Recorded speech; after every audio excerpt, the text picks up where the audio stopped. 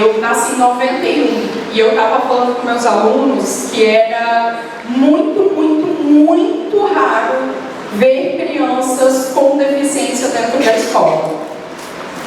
E é muito curioso que parecia que elas não existiam, porque a gente não via elas. Então, se eu não vejo, se eu não trago para minha consciência inteligibilidade de que essas pessoas existem, eu não vou me preocupar se tem política pública para elas. Eu não vou me preocupar se elas aprendem ou não.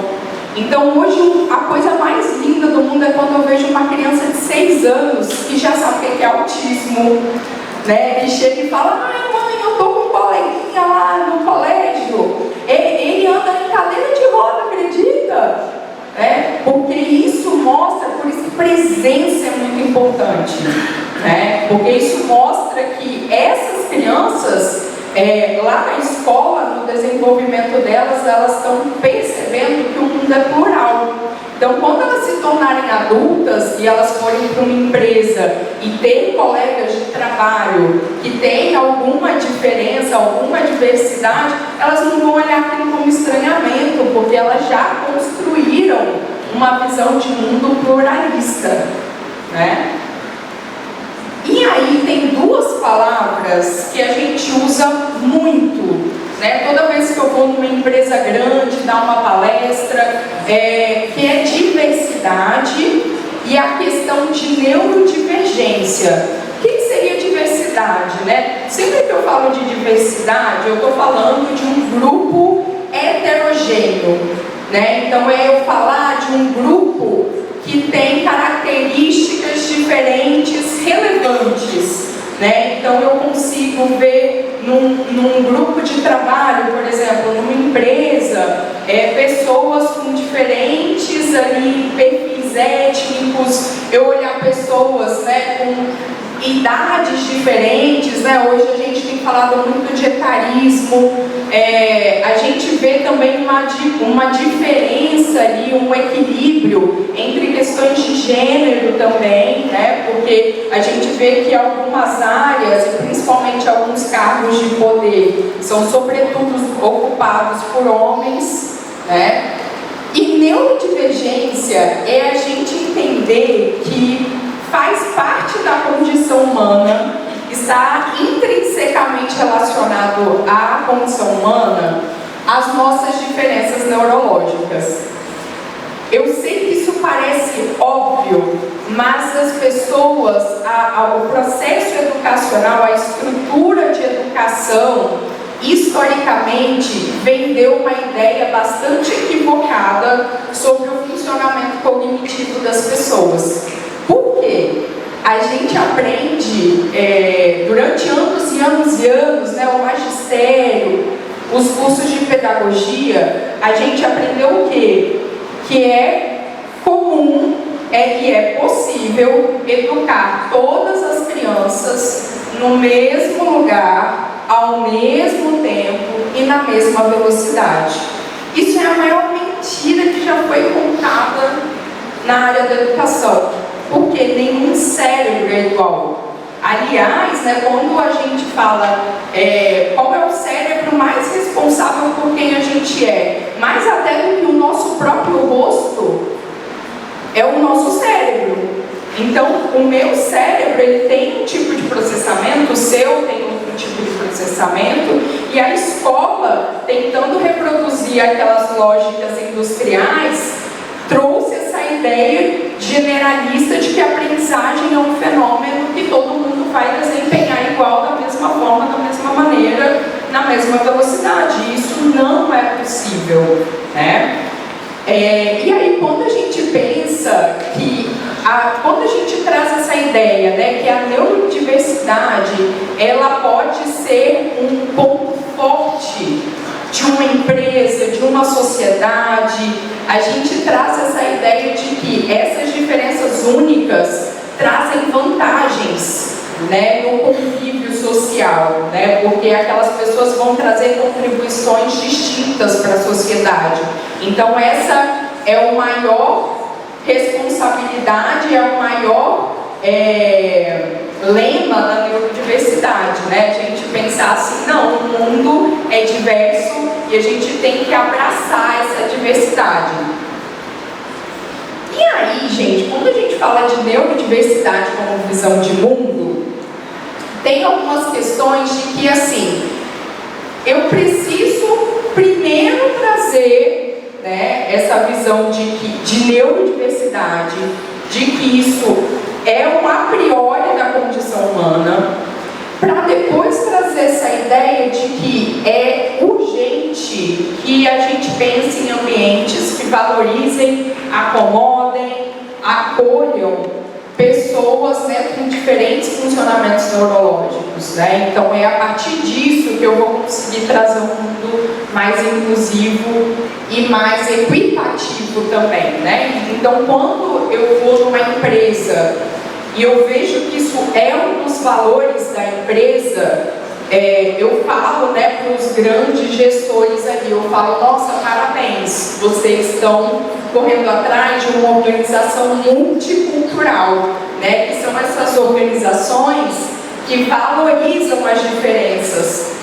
E por que eu enfatizo tanto isso? Porque, não, infelizmente, o mundo gira muito em torno de lucro, de dinheiro.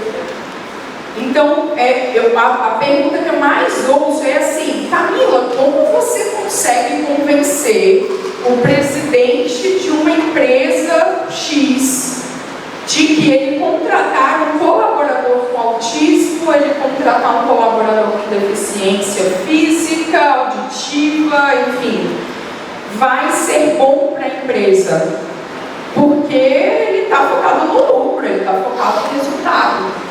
E aí eu sempre falo assim, olha, a gente muda a máquina de dentro da máquina. Então, o meu discurso é sempre o seguinte, acolhimento gera saúde mental, né? Quando você está num ambiente que você sente que é um ambiente acolhedor, que respeita as diferenças, aquilo traz um sentimento de pertencimento, aquilo traz um desdobramento para a saúde mental de todos os colaboradores.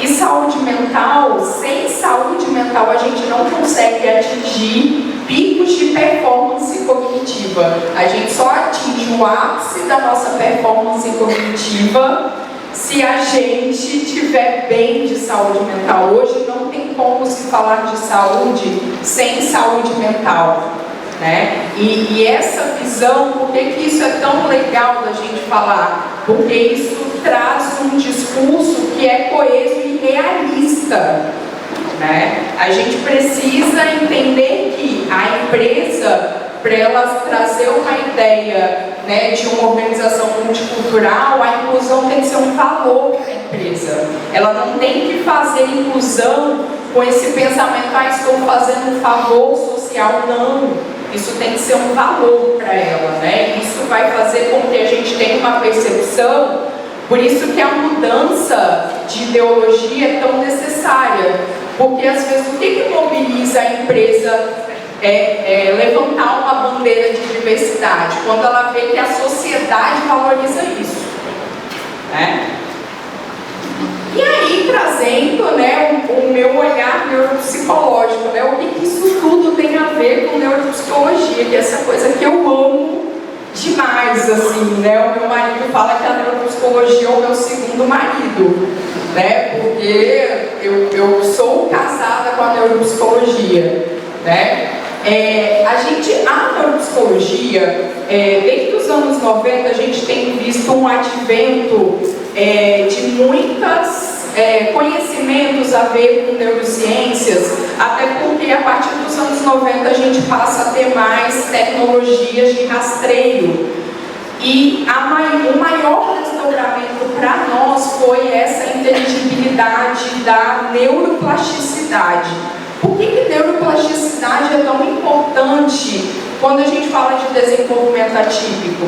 Porque até muito pouco tempo atrás, as pessoas achavam que crianças e adolescentes com deficiência eram ineducáveis. E aí vem a neuroplasticidade e fala assim, olha, qualquer cérebro pode se transformar. E ele permanece plástico durante a vida inteira. Né? Então a gente tinha essa visão assim, uma criança tem uma deficiência, nem adianta ir para a escola, porque ela não vai aprender nada. Né? Ou também na questão da terceira idade, tá velho, não vai aprender mais nada não. Né? E vem a neuroplasticidade e fala assim, não, o cérebro é plástico ao longo de toda a vida e diante de qualquer, né, sistema neurológico, ele é passível de produzir mudanças, produzir novas terminações nervosas. Né? E aí a cognição, ela vem como esse grande mediador do comportamento, da nossa gestão emocional, da nossa questão assim, né, de a gente pensar como que a gente vê o mundo como um todo. Então, a cognição é o grande gerente do nosso funcionamento geral. Então, a gente não pode ignorar que ela existe, né? Já que ela tem tanta importância assim no funcionamento de qualquer sujeito, trazer essa investigação vai ser relevante em todos os casos. Né? Porque a gente vai entender como que essa cognição media a gestão emocional do meu filho, como essa cognição media o comportamento dele, né? E aí, essa investigação desses perfis de funcionamento, pensando numa questão de avaliação neuropsicológica, é um primeiro passo para os processos de pessoalização.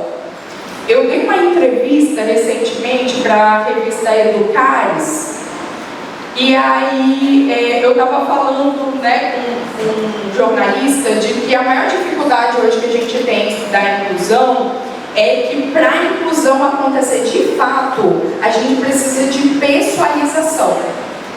E pessoalização a gente precisa de tempo, a gente precisa de um profissional que não esteja exausto, né? A gente precisa de carga horária desse profissional, para ele ter tempo hábil para pensar o que vai ser melhor para aquele aluno, como ele vai ser, quais vão ser as melhores estratégias para esse aluno, e a gente precisa de qualificar esse professor.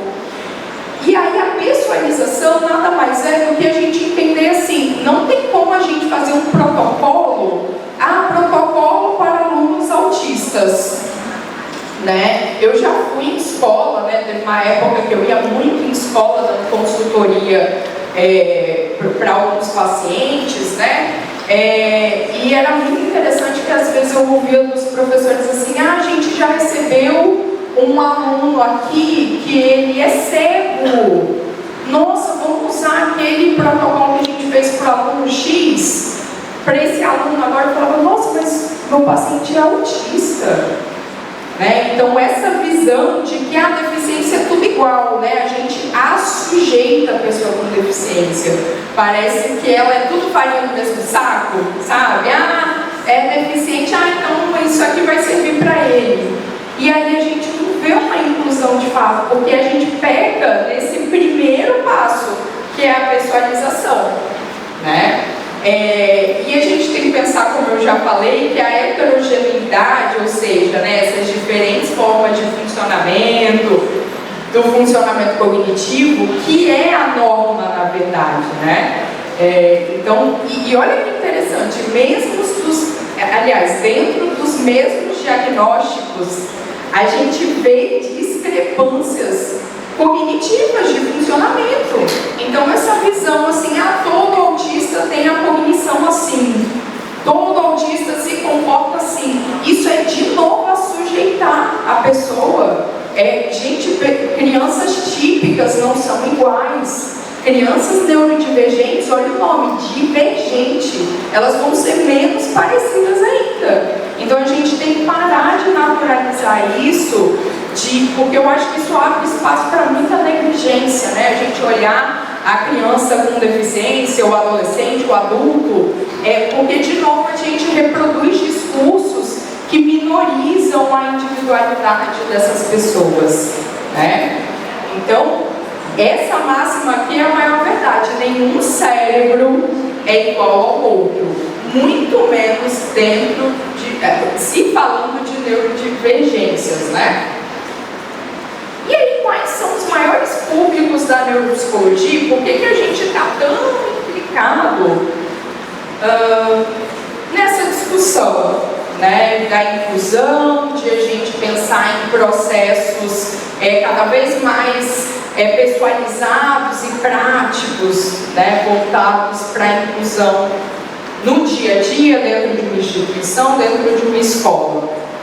Se a gente olhar os principais públicos da neuropsicologia, a gente vê que são públicos que vão ter discrepâncias de funcionamento ou vão ter o que a gente chamava antes de necessidades especiais, né? Ou seja, aquele sujeito tem uma questão de desenvolvimento atípica ou ele vivenciou uma situação que gerou uma realidade atípica e ele precisa ser visto, ele precisa ser validado, avaliado, a gente precisa pensar as melhores formas de auxiliar esse sujeito. Então temos aqui, né, os transtornos do neurodesenvolvimento, que seria o TDAH, o autismo, o transtorno do desenvolvimento intelectual, né, que é a deficiência intelectual, enfim, né, os transtornos de aprendizagem, pessoas com cursos de doenças degenerativas, então a gente fala sobretudo sobre a questão da terceira idade, né, o público da terceira idade, então falar de Alzheimer, Parkinson, né, situações, doença dos corpos de Levy, pessoas que sofreram traumas crânioencefálicos, então desde TCE, com um acidente de trânsito, teve um AVC, a paralisia cerebral. Eu adoro estudar a paralisia cerebral, gente, porque se você olhar a literatura de paralisia cerebral, você vai ver que a paralisia é o maior espectro que a gente tem dentro das neurodivergências. Porque a gente não tem como prever, justamente pelo fato do cérebro ser plástico, a gente não tem como prever de uma maneira muito direta quais vão ser as limitações daquele paciente, o que esse paciente é capaz de fazer, o que ele não é. Não tem como, né? Porque o cérebro, ele tem a possibilidade de construir novos caminhos, né? Então eu falo que é aquela metáfora do Google Maps, né? Você passa por um caminho X e aí naquele dia aquele caminho ele está obstruído. E aí o Google Maps fala assim, olha, mas você pode ir por aqui, você pode passar por essa rua aqui, né? Para chegar nesse lugar. Então, principalmente a avaliação neuropsicológica dentro das paralisias cerebrais vai ser muito importante porque a gente não tem conhecimento a priori de como aquela pessoa funciona, né? Vai funcionar. Crianças de UTIM, né, que tiveram grandes períodos ali de internação no UTIM, ou que nasceram com alguma malformação congênita, são crianças que são muito importantes que entram em processos de follow-up. A gente tem um lindo projeto dentro da UFES que eu participei durante a graduação e ele tem até hoje, né, que é um grupo de follow-up de crianças de risco, né? Então a gente faz uma estimulação precoce até as crianças ter 4 anos. Pessoas com deficiência, pessoas que estão precisando fazer rastreios diagnósticos, pessoas que passaram longos períodos internadas em UTI, né? Sejam adultos, crianças, e médicos que muitas vezes precisam de auxílio desse neuropsicólogo e dessa avaliação para fazer diagnósticos diferenciais. O que seria um diagnóstico diferencial? Eu pensar, não, peraí, esse paciente autista ou esse paciente a gente está falando de uma deficiência intelectual, né? E quaisquer outras demandas que vão requerer essa pessoalização e essa elucidação do funcionamento do paciente. Pensando só em transtornos do neurodesenvolvimento, a gente consegue ver na literatura, né, vários apontamentos que já falam de alguns elementos cognitivos que vão estar alterados. E que por isso, principalmente no processo de escolarização, esses processos precisam ser elucidados para a gente ser agente facilitador daquela criança, né? A gente facilitar o processo de escolarização daquela criança. E o que é mais desafiador dentro dos transtornos do neurodesenvolvimento é que eles compartilham inúmeros sintomas, gente. Eles são muito parecidos e muitas vezes um diagnóstico X ou Y vai gerar uma diferença a nível de aquisição de direitos também, né? Porque a gente tem que lembrar que pessoas autistas, pessoas com autismo, elas gozam de direitos de pessoas com deficiência no Brasil. Já uma criança com TDAH não, ela entra ali na inclusão escolar, mas não a nível como uma criança com deficiência. Isso a nível legal, isso a nível de acesso à política pública, às vezes isso vai fazer muita diferença, né? E aí, como eu falei, as neurodivergências, elas compartilham inúmeros sintomas, né? Então a avaliação se torna ainda mais relevante quando existe essa hipótese, né? Quando a gente tem essa desconfiança de alguma neurodivergência no filho, no aluno, enfim. E é muito comum também que a gente veja alterações tanto nos marcos do desenvolvimento como alterações no ciclo de sono e vigília. E às vezes isso repercute muito na saúde mental do sujeito. A gente sabe que privação de sono ou baixa qualidade de sono impacta muito a saúde mental, né? Tanto de uma criança que se torna extremamente irritadiça, quanto um adulto também. Então isso precisa, um pilar básico, né? Porque a gente está falando de um funcionamento fisiológico ali, né? E a gente tem que lembrar que os transtornos do neurodesenvolvimento, eles podem aparecer tanto em déficit, quanto também em excesso, né? A gente tem sintomas que estão abaixo do esperado aos pares, e a gente pode ter sintomas acima do esperado aos pares. E aí eu gosto de dar esse exemplo, que é assim, mais do que falar, mais do que reconhecer se o sintoma está presente ou não, a gente pensar o que causa o sintoma. Às vezes o raciocínio clínico que faz nós neuropsicólogos indicarmos um diagnóstico e não outro, é muito no que causa o sintoma e não só a relação de presença ou ausência do sintoma. Então vamos pegar aqui um sintoma que eu falo que é super pop, né? Que é o hiperfoco, né? A gente tem essa visão que só criança autista tem hiperfoco. Mas olha que interessante, eu posso ter hiperfoco no TEA, que é gerado pela questão da rigidez cognitiva, os padrões restritos e repetitivos, essa insistência na mesmice, essa dificuldade de flexibilizar o próprio interesse. Eu posso ver no TDAH também hiperfoco, que são esses episódios de flow, que é quando dá esses engates dopaminérgicos, né, que faz a criança com TDAH, ou adolescente, o adulto, ficar amarradão ali naquilo, né? Eu ouço muito isso em consultório. Meu filho não tem déficit de atenção, porque ele fica 16 horas jogando videogame, ele nem ouve eu chamar ele, né? Mas aí a gente está falando de algo que gera fortemente esse link de dopamina, né? Nas altas habilidades, superdotação, que também é uma neurodivergência, a gente vê hiperfoco, mas por uma outra questão, né? Porque eles têm essa necessidade de ir para além da superfície, essa necessidade de buscar complexidade ali naquele tema.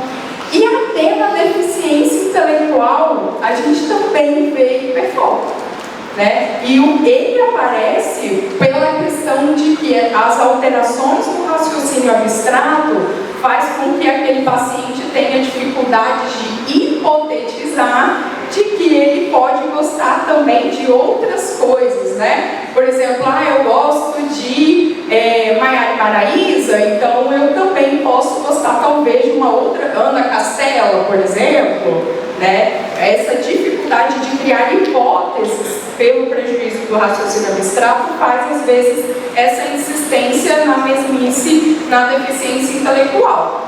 E aí, quando a gente fala de avaliação neuropsicológica, a gente vai fazer esse raciocínio clínico pensando em que nós vamos fazer uma comparação normativa. Então, eu vou comparar aquele paciente com pacientes de mesma idade, mesma cultura. Então, é a partir disso que eu consigo dizer: seu filho está com QI médio inferior, médio superior, né? Porque eu estou comparando ele com outras crianças brasileiras de mesma idade.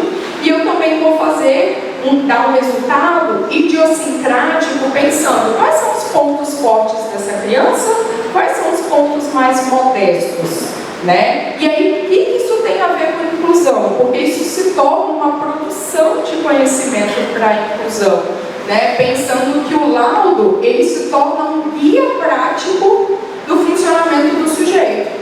Então, essa empresa que vai absorver esse sujeito, por exemplo, lá no contexto de mercado de trabalho, essa empresa já vai receber esse colaborador com bastante inteligibilidade, né, do funcionamento dele. Então, para ir finalizando minha fala, da avaliação à mão na obra, né, as mãos na obra, a gente precisa trazer essa visão de que, né, a neuropsicologia ela vai servir para fazer orientações cada vez mais individualizadas sobre o indivíduo, para a família, para a escola, para os profissionais que assistem esse sujeito. Esse levantamento, então, ele vai contribuir de uma maneira interdisciplinar. A gente também vai ter uma elucidação da real capacidade desse indivíduo. A gente vai conseguir observar essa discrepância entre capacidade e performance, né? Capacidade, eu dizer onde eu posso ir, onde aquele paciente pode ir, o que ele é capaz de fazer. Performance é o que ele faz efetivamente. E às vezes a gente vê uma discrepância disso, né? Que é uma fala que eu ouço muito das mães: nossa, meu filho é tão inteligente, meu filho é tão... Eu vejo ele fazendo uns raciocínios dentro de casa, mas quando ele vai para a escola, ele vai super mal na escola. Ele está quase repetindo de ano, né? Porque escola mensura performance, não capacidade, né? E também essa análise de possíveis comportamentos inadequados ou atípicos. O que seria um comportamento inadequado? Imagina que um bebê de 1 ano vem aqui engatinhando e ele lambe o chão. Isso é um comportamento inadequado. Mas seria um comportamento atípico? Não, porque um bebê de 1 ano não tem inteligibilidade para o chão. Mesmo visivelmente limpo, podem ter bactérias, sujeira, eu posso me adoentar por isso, né? Outro exemplo, né? Um comportamento inadequado na adolescência. Eu ter um comportamento muito transgressor com a minha mãe. É inadequado, mas é atípico na adolescência? Não. E por que essa diferença é importante? Porque o raciocínio clínico vai ser guiado muito por isso. Porque ser atípico é diferente de ser inadequado, né? Então, a neuropsicologia, como essa ferramenta de inclusão, ela vai servir para romper estigmas, no sentido de que pensar que a diferença é norma, que diagnósticos não são sentenças, né? A gente valorizar as potencialidades dos pacientes, a gente fazer essa promoção de uma acessibilidade cognitiva, a gente auxiliar empresas, né, e também a escola no processo de educação inclusiva, a gente auxiliar empresas a promover adaptações que sejam adequadas de fato, né? E a neuropsicologia, ela vai auxiliar principalmente a validação das dificuldades. Às vezes, quando eu dou um diagnóstico, eu sei que é uma coisa difícil para a família ou para o próprio paciente ouvir, mas o que eu mais escuto é o seguinte: nossa, esse diagnóstico me traz alívio, né? Porque eu sempre pergunto, o que você está sentindo agora, né? Antes de me despedir da pessoa, eu tento acolhê-la ao máximo possível. Né? Então, o neuropsicólogo ele deve ser agente de inclusão, enaltecendo essas barreiras, enaltecendo as diferenças, para a gente minimizar cada vez mais essas barreiras. Então, muito obrigada, gente. Eu deixei aqui.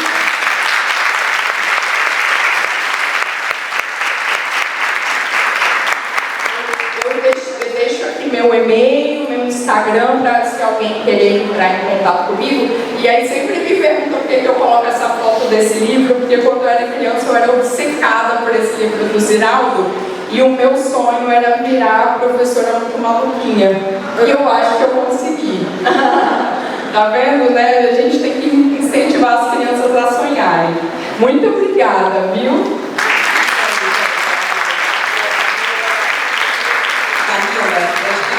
Fica aqui comigo. A gente vai registrar a presença de Eric Moço e eu vou convidar o prefeito de Vitória, o senhor Lourenço Pasolini, para vir fazer a entrega, prefeito, de uma lembrança aqui para a nossa palestrante, também a primeira-dama Paula Pasolini.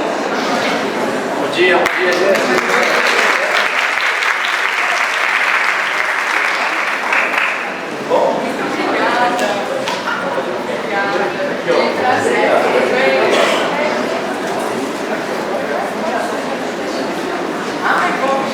Ai, gente, tá muito chique.